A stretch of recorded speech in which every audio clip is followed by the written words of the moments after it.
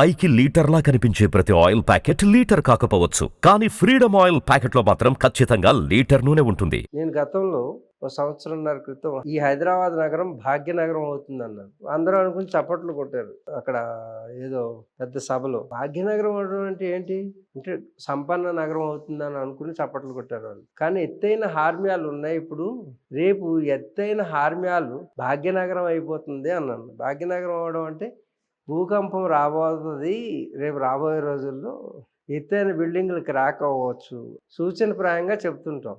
కాబట్టి ఇలాంటి natural calamities, ఈ విపత్తులన్నీ రాబోయేటటువంటి రోజులలో జరుగుతాయి.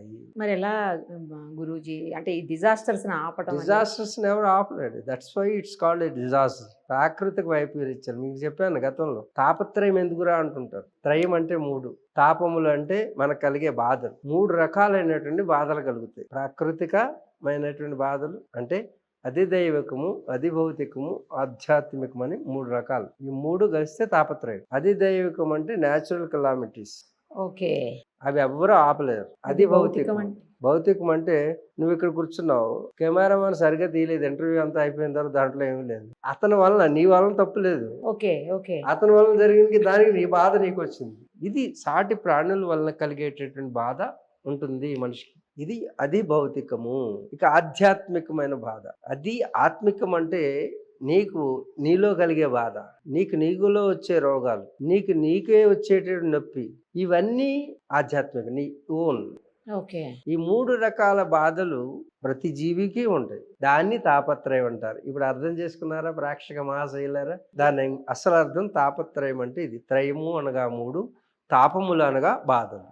ఓకే, ఈ 3 రకాల బాధలు అన్ని జీవులకి ఉంటాయి. దాంట్లో చేరినటువంటివి న్యాచురల్ కెలామిటీస్. అది దైవికం. దాన్ని ఎవరు ఆపలేరు.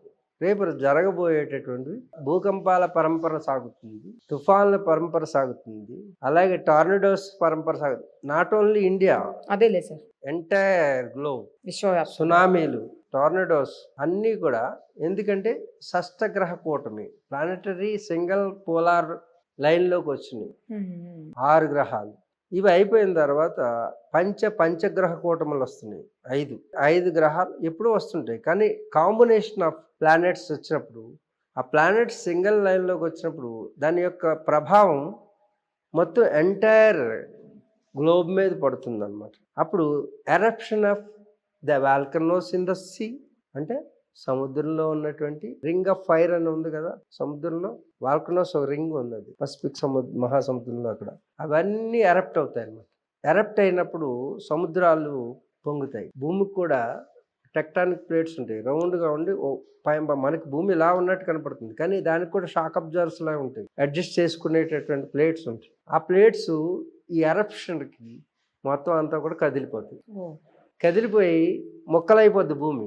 ముక్కలయ్యి మన భారతదేశానికి అటుపక్క ఆఫ్రికా ఖండం నుంచి వచ్చి గుజరాత్ ఇటువైపు హిమాలయాలు లేస్తాయి మరలా కొన్నాళ్ళకి. రేపు రాబోయే రోజు ఆ సైంటిస్టులు కూడా చెప్తున్న విషయం, నేనేం పెద్దగా చెప్పాల్సిన విషయం కాదు, ఆ సైంటిస్టులు కూడా చెప్తున్న విషయం. ఇవన్నీ ఎలా జరుగుతాయంటే వాళ్ళు చెప్పేది టెక్టానిక్ ప్లేట్స్. టెక్టానిక్ ప్లేట్ కదలడానికి కారణం ఏంటి?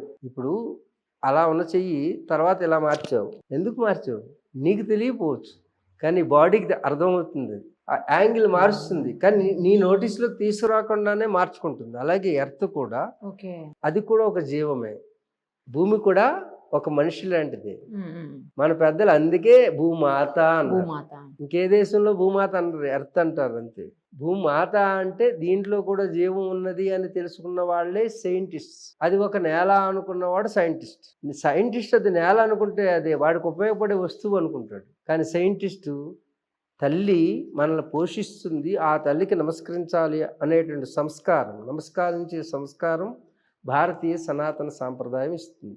అందుచేత దాంట్లో జీవాన్ని గుర్తించిన వాడు సైంటిస్ట్ అయితే, దైవాన్ని గుర్తించిన వాడు సైంటిస్ట్ అయితే, కేవలం భౌతికమైనటువంటి ఉపయోగకర వస్తువుగా గుర్తించిన వాడు సైంటిస్ట్. రేపు జపాన్లో మెగా ఎర్త్క్వేక్ వస్తుంది. ఎర్త్క్వేక్స్ చూసారు ఇప్పటి వరకు మీరు? ఎర్త్క్వేక్ అంటే 7 దాటితే చాలా బిగ్ ఎర్త్క్వేక్, రిక్టర్ స్కేల్ మీద 10 దాటేస్తాయి.